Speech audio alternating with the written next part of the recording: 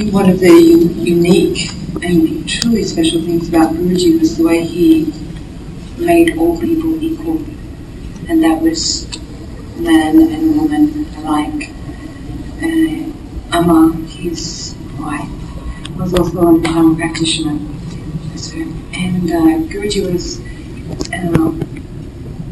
fearless in his encouragement for the women to carry on, to be as serious and devoted with the practice as he was for men. And I think that at that particular time, that's really pivotal and important as we are half the population. I mean, apart from that, he took something that was incredibly potent, and he offered it in such a way that if you were courageous enough, if you were crazy enough, that he wasn't going to dilute it. He was going to offer it raw and real, so that we had a chance to touch into something that was living on today long past him, and in such incredible richness that there are so many people prepared to be here today to celebrate this. So I think it was his intimacy and his courage to get his hands dirty daily, to become involved. And we came into the classroom, or the dungeon as it was at the time, with all of our Western ideas and our baggage, and he was patient and tolerant and worked us through until we were putty or pulp, and then we could start again.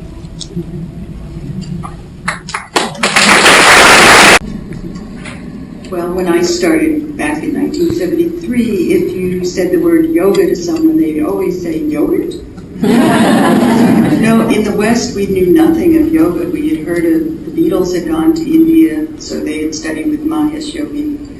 And I think his main contribution was his desire, his love for the yoga. He wanted everyone in the world to do yoga. And he made it, as she was saying, he made it so that he wasn't judgmental of any one of us. We were all representatives of what he was teaching us, and he wanted to spread it. And through his love and his encouragement, we were all able to continue practicing, and we're all here today because of that. And it was really his desire to bring yoga to the world because he thought it would improve things. He thought it would help people. And I saw over many, many years that his goal never changed. He would tell me, when he first got this Florida place that was given to him, he told me the first year we'll have 1,000 students, next year 3,000, next year 10,000 students. The whole world will do yoga. So to me, his contribution is that he made yoga a household word. It's in schools now. It's all over the world. And I think because of him and BKS Iyengar really are the two that have spread yoga so that it's not a foreign concept anymore. It's really a part of everyday life for all Americans know about yoga now, where before really nobody knew. So I think that's his great contribution, just to wanting to spread it and share what the practices were. Pattabhi Jois's last name, I always thought you could just put a Y instead of the I. Mr. Jois. It is difficult to find a photo of the man where he's not smiling and laughing. For a number of reasons. One is he loved his picture taken. He knew you were taking a picture. He was, yes. And other people have alluded to it as well. Anyone that met him, even if it was one time or for a moment, would leave that encounter and say, wow, I have this special connection with Guruji. And the fascinating thing is they did. He had that amazing ability to make each person feel special, or to feel like you had his attention for those moments. With limited language, and honestly without ever demonstrating postures, the man taught every series of Ashtanga Yoga to people all over the world. So think about it. He never demonstrated. He never said, watch, I'm putting my leg behind my head. He said, I'm putting your leg behind your head. Just put us in a posture and go, oh, okay, that's what you mean. But it was his ability to encourage, inspire, inspire and facilitate practice. And to me, those are the qualities of an incredible teacher. He inspired people to want to know more and to practice more. If he came into the room, he was present, you wanted to do more, you wanted to improve. And to me, that's a great part of his legacy, is the joy he brought to the practice, brought to the room, and shared with anyone who met him. Oh, faith, yes. I don't think I've ever met anyone who loved teaching as much as Guruji. It used to pain him to take days off. And I remember once showing up in Mysore with some good friends, some old students, and it was December, which is always when Guruji would observe the anniversary of his wife's passing. So the Yogashala would always close for a while. So we had just showed up and we went to see Guruji, and Guruji said, "Oh, Yogashala is closed 2 weeks." I said, "Really? 2 weeks?" So we came back and visited the next day, and Guruji said, "Yogashala is closed 1 week."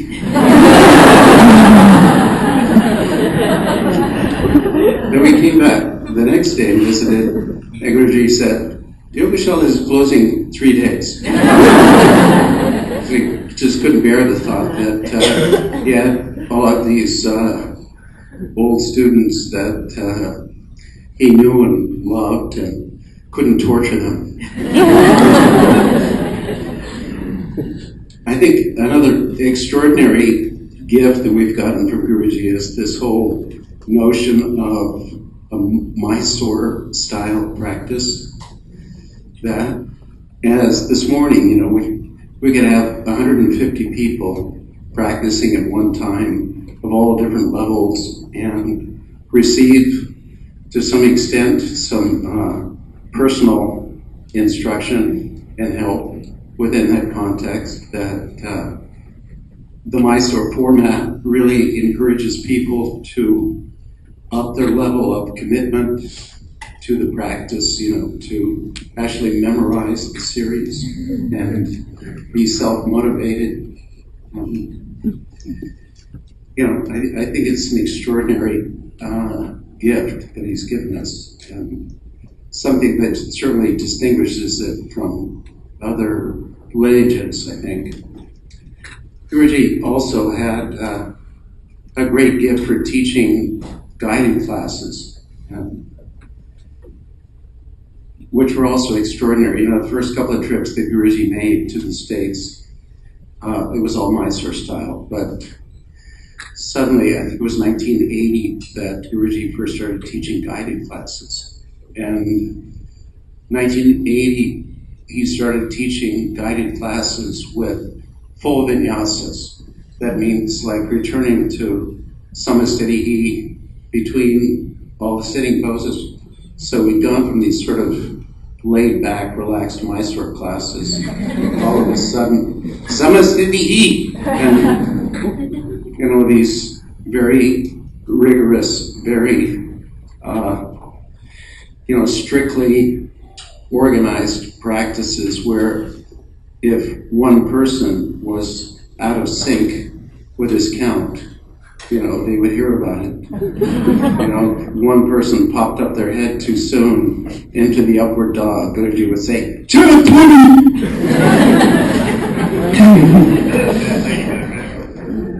and so, it really taught me a lot about the concept of pacing and the whole creation of kind of a group energetic to have everybody moving and breathing at the same time. It's quite an extraordinary thing. So, just a couple things. I could go on and on, but I'm sure Eddie has much more interesting things to say.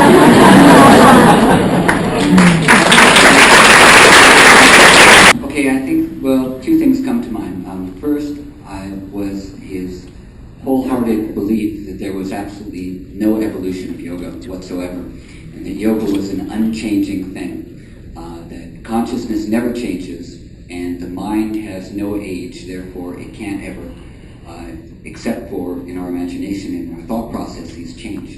And so the thing that we were trying to contact through yoga was this unchanging, consciousness, the however you want to call it, the witness state or the seer.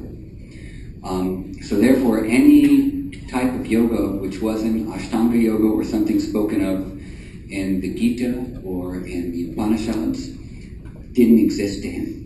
Oh, you say, Guruji, what do you think of this, that, the other, and the other kind of yoga? Oh, that's not yoga. Only Ashtanga Yoga is real yoga. Not meaning what we're doing, but what's Patanjali spoke.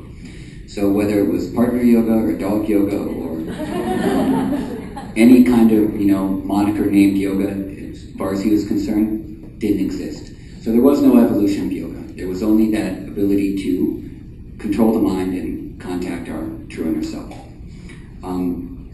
Then the second thing was that even though Krishnamacharya and Desikachar were talking about vinyasas, they weren't doing a whole lot in the West. And so the whole idea of vinyasa yoga that everyone is doing now, from San Diego to Manhattan and every little town in between, doing vinyasa yoga, this vinyasa, that vinyasa, the other. No one knew the word vinyasa before Guruji came around. And but unfortunately, the idea that many people have about vinyasa is not what he was teaching or Krishnamacharya was teaching at all. In some ways, yeah, there's some similarities, but for the most part, it's not as intentional as what he was teaching. So we have those two things. One, yoga doesn't evolve. Two, the idea of vinyasa. And also there are a couple things I just want to comment on what other people have said. This is in regards to what Nancy was saying. I remember Chuck Miller once told me this story also, that when he first met Guruji in California, maybe it was 1979 or something like that, and there were 20 or 25 people in the class, and he said to Guruji, very few people. And Guruji said, yes, but in 25 years, all of America will be practicing Ashtanga Yoga. And that pretty much has come true. Yeah. And then also, I think in terms of Mr. Iyengar and Guruji really spreading yoga all around the world, we shouldn't discount the contributions of Shivananda and Swami Satchidananda as well. Shivananda and integral yoga. Pretty much it, I think. In terms of evolution, yes. In terms of everything else, we could all go on for days about how special Guruji was. Well, we have 3 days, so.